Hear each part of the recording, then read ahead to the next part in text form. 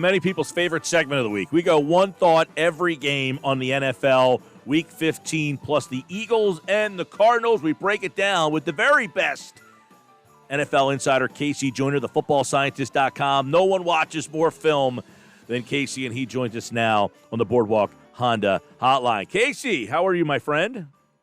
Doing great. I had a fun Thursday night game to watch yesterday, too. That was entertaining. It was. We had a good one. In fact, I had actually I liked the Chargers and the over last night, and I was happily watching that game. I really like that team. Seems to be in the right direction. I like where they're going. Yeah, they do, and Herbert is. He showed. I mean, he's not. I would argue right now that if you took injuries into account and said, okay, certain players are out and such, or like a Roethlisberger's playing as bad as he is, Herbert might be a top 10 quarterback. Yeah, I really like what he brings. I always have fun watching him. How about these two quarterbacks, Murray and Hurts? Obviously, both Oklahoma, both guys who like to move a little bit. What do you see out of these two guys when you watch them? Well, what I'm seeing about Hurts last week, the thing that keeps getting to me about Hurts is that all the players keep saying, hey, he's a great leader, he's a great leader, he's a great leader, and I'm sure that he is, but it makes me wonder, okay, are you guys trying to say Wentz wasn't a great leader? But one of the things that I like about Hurts is his willingness to run the ball. One of the things I don't like about Hurts is his willingness to run the ball, because there were times in last week's game when it looked like there were zone replays that he should have handed the ball off, and he didn't, and because he wanted to show, hey, I can go do this, hey, I can go do this. The great part about that is if he did hand the ball off in some of those plays, there were some big gaps, and I have a feeling that you're going to need to run the ball to beat Arizona. Yeah, now the Eagles running game, 200-yard rushers, obviously the quarterback, but Miles Sanders, what did the addition of Hurts do for Sanders? The thing is now that you can't just go all out for Sanders. You got to protect all the gaps. Now, when you're running those zone read plays, you can't be. If you try to be too aggressive, you've got a quarterback. I mean, before, if Wentz was trying to run his own replay, I mean, if you take the wrong gap, maybe he runs for 10 yards. That's all. You're not too worried about it. And Hurts, if you take a gap wrong or you don't hold your responsibility the right way, he can break off a long gainer, and you got to be really concerned about that. And when you can keep defensive players in their gaps and say you have to mind this gap, you have to be where you're supposed to be. You can't just go all out to pursue. Well, now Sanders, all he has to do is break a tackle, and suddenly you've got a long gainer like he had last week. So I think it opens up a lot of doors for him because you're making the defense honest. All right, when we look at the weakness here, let's start with the Eagles' offensive line. We know that's been a weakness here, but 8 sacks last week, 5 from Reddick. So how does that Eagles' offensive line, what are they up against this week? They are up against, Reddick, I had him in an IDP league, and he alone, because he had 3 forced fumbles, too. I mean, the guy was insane last week. He alone almost kept my fantasy team in contention. You don't want to be throwing the ball against these guys. I think the Eagles need to say, we've got Hurts, we've got Sanders, and we've got Boston Scott, who has shown a lot of ability. He's got some of the best vision in the league. He doesn't get to use it that often, but he's tremendous at playing off of blocks. If a block goes a way that he doesn't expect it to go or it's not supposed to go, he's very good at adjusting. You've got 3 backs where you could split up to 30 carries. If I'm the Eagles, I want to power run at this defense so I don't have to worry about Hassan Reddick going in there and getting 5 more sacks. Yeah, and I know if you throw the ball, the Cardinals are a little better in that area, but is there, you got Ertz, hasn't done much this year. You got Goddard. Is this a game where the tight ends could be involved? They could, but I'm looking at Patrick Peterson. Patrick Peterson is allowing 8.8 yards per attempt this year per Pro Football Reference, and he's had, I believe it's 4 games where he's allowed a double-digit yards per attempt total. As a cornerback, you don't ever want to have a double-digit yards per attempt total. That's the number you want to avoid. He's just not what he used to be. If you look at the matchups, he would probably go up against Rager, but he's a guy that I might test and say, do you still have it? Because I think you can beat him over the top. I don't necessarily like testing their strong safety, Jalen Thompson, although he was banged up last week, and they may have to put Chris Banjo in there, and he's not as good at covering. So if that's the case and they end up having to go with Banjo, I didn't see the latest injury report for them. It wasn't out when I last checked, but if he's in there and that was the case, then that might be time to go for Hurts. All right, Eagles defense really banged up in the secondary. That doesn't seem to be good against this Cardinals team. Definitely not good against the Cardinals. But the thing is that, they've got Fitz. He's an old receiver. They've got Kirk. Kirk was a great vertical threat earlier this year, but I think they ran too much of the offense through him early on. He's not a guy who you can throw 100 targets to over the course of a year. I think he wears down. So really, they are a nuke, and that's it. It's bad because you may have Seymour. You could have if Slay's healthy. I don't know who you have go against Hopkins. You probably have Slay, Trump, follow around. So you're going to have that matchup there. But that's really about the only one you have to be concerned about because the other receivers are just not playing that well for Arizona right now, and that's why their passing game is struggling. And we know that Murray is a really threat in the run game. But what's the rest of their run game look like? The rest of the run game is good, but Drake. He's a guy who they've tried to make him they wore him down basically. That was a concern coming into the season is he a guy that you can funnel your offense through in the running game, and you just can't do that. And Edmonds is good, but he doesn't have the same sort of breakaway ability. And I think right now that Drake is not the same dangerous running back that he was earlier this year. I just don't think he has quite the breakaway skill. So I think that helps the Eagles. And I think a lot of teams have figured out there's been a blueprint now about how to approach this Arizona offense. It's not the kind of strange scheme that it was when Kingsbury first got there. So I think they'll be able to do a lot of one-gapping and be able to get after backs in the way they couldn't earlier. All right, NFL Insider KC Joyner, thefootballscientist.com. It's time to look at one thought on every game this week. Got a couple of games on the Saturday slate as well. A couple games tomorrow, and then, of course, the Saturday slate and a full Sunday slate. So let's take a look at one thought every game starting in Denver, where the Broncos take on Buffalo. Now, obviously, Buffalo looks like a playoff team here. Denver, though, tricky at home. They are. Bills are one of the most complete teams in the NFL right now. They scored 26 points in the last 5 games, allowed just under 19 points per game over the last 3.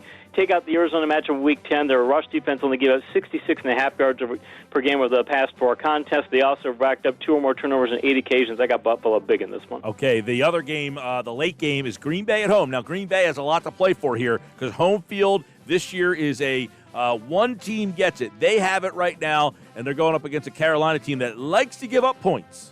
Yeah, they do like to give up points. The thing is, the Packers, they might have the most complete offense in the NFL right now. Past 3 games, they get 102 points, 451 rushing yards, 1,240 total yards, 0 giveaways. You take away the Week 11 game against Detroit's injury-react offense, and Carolina's allowing over 400 yards and 32 points per game in the last 7 contests. Love Green Bay in this one. All right, let's look at the Sunday slate here. And, of course, a lot of meaningful games here. Tampa Bay at Atlanta. I guess Atlanta's still got a slim shot, but Tampa Bay trying to improve its playoff positioning. Yeah, I like Tampa Bay. And the bye week couldn't have come at a better time for their defense. Tampa Bay allowed its 3rd lowest point total and 3rd lowest net passing yards total against Minnesota, despite facing again Minnesota's good offense. Their offense also benefited. They got their second game 100-plus yards. They're not going to have Jones, but Fournette's going to probably have a good game. And Atlanta's offense has just been terrible since Julio got hurt. So I'll take Tampa. Okay, San Francisco. By the way, Atlanta, I'm wrong. They are eliminated. It's San Francisco who has a slim wild card chance. They are 5-8. They take on Dallas. So if San Francisco was to win out, they would have a slim possibility. But Dallas as well. I guess that Dallas still involved in the East at all? Yeah, I guess. I mean, it's going to take the other team's faltering for them to do that. But the Niners, they got in trouble. The Niners go as their ground game goes. Their ground game's starting to get healthy, but they posted fewer than 100 rushing yards in 4 of the past 6 contests because of the running back injuries. Cowboys' rush defense allowed 702 rushing yards over the past 4 games. Problem for San Francisco is they've posted 2 or more giveaways in 7 straight games. I think they'll post 2 or more in this game, and that'll be enough for Dallas. One thought every game. Tennessee needs this one. They're going to probably make the playoffs, but division up for grabs against Detroit. Yeah, there are a few running backs bring to mind. Earl Campbell, obviously Derrick Henry's one of those. They've racked up 150 more rushing yards in 4 of the past 5 weeks. They put up 30 points and 420 offensive yards in 4 straight games. The Lions have allowed 102 points and 337 rushing yards over the past 3 games. They're going to try and go pass-heavy in their offense. It's not going to be enough. Tennessee gets it. All right, Indy, they are tied for the top spot, but right now Tennessee has it. But Indy is right there with them. They play the Houston Texans, who are eliminated. Yeah, and the problem for Houston, I mean, Houston's got all kinds of problems on both sides of the ball. Colts won 6 of their past 8. The true key to their success is avoiding turnovers. The Indy gets 1 or fewer giveaways this year. They're 7-1. They have 2 or more giveaways. They're 2-3. Houston's only had 3 games where they've had 2 or more takeaways. So they're not going to get takeaways. Indy gets this one. One thought every game. Miami is still in the division mix. Long shot there, but they need this game against New England to get that wild card spot.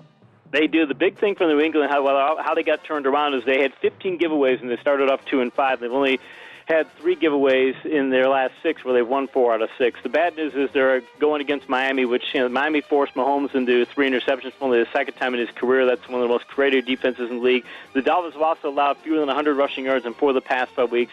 Pats won't run the ball. Miami wins. By the way, Miami's 2 back with 3 to play, so if they want a shot at the division, they have to have this one. Chicago and Minnesota, the winner of this stays in the wild card mix. Amazing to think where these teams have been that's still the case. Chicago's got 91 points scored over the past 3 weeks. That part of it's through the quarterback change, but also their vastly improved ground attack, 430 rushing yards over the past 3 games.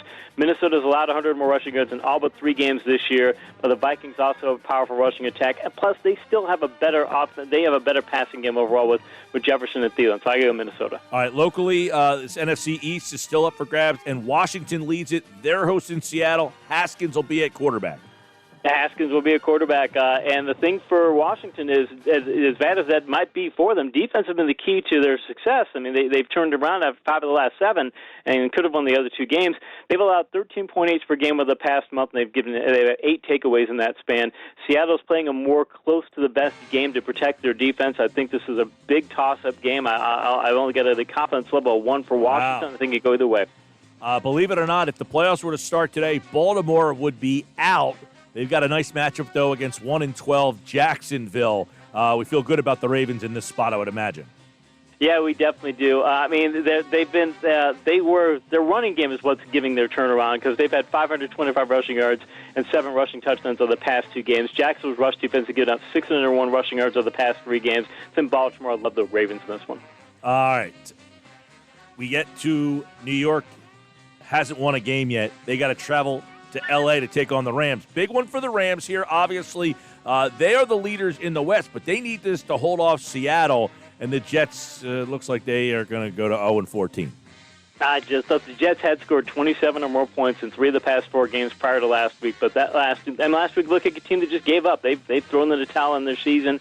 The Rams have won 4 of the last 5. Their defense has allowed 251 or fewer offensive yards in 3 of the past 4 games. They got 15 takeaways in the past 7 contests. I think they crushed the Jets just like Seattle did. All right, KC New Orleans. Breeze is back. The Saints need this one. They're at home, but they're a home dog.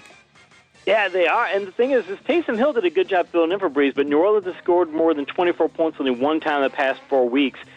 They better hope the Breeze is healthy because I still wonder if those ribs are going to be bothering him. I mean, you break 11 ribs, I think it still could be a problem. And the thing is I mean, the Chiefs last week, they have 4 giveaways, 3 sacks, only get 94 rushing yards, had 2 3-and-out drives, and they still scored 33 points from rack up over 400 offensive yards. I think they could do things on offense, so the Saints can't. I'll take the Chiefs. Big one in the NFC East. Cleveland takes on New York. Cleveland has not clinched yet. They got to be feeling pretty good, and the Giants need a win in the NFC East race.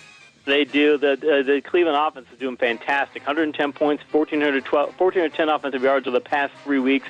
And they've got one of the least talented groups of wide receivers in the NFL. And to be able to do that is fantastic. It speaks well to the running game. The Giants' offense had been playing better, but they scored 43. They posted 43 points over the past few weeks. Their worst offensive showing last week against the Cardinals. I think the Cleveland offense just gives them a huge edge. I'll take them.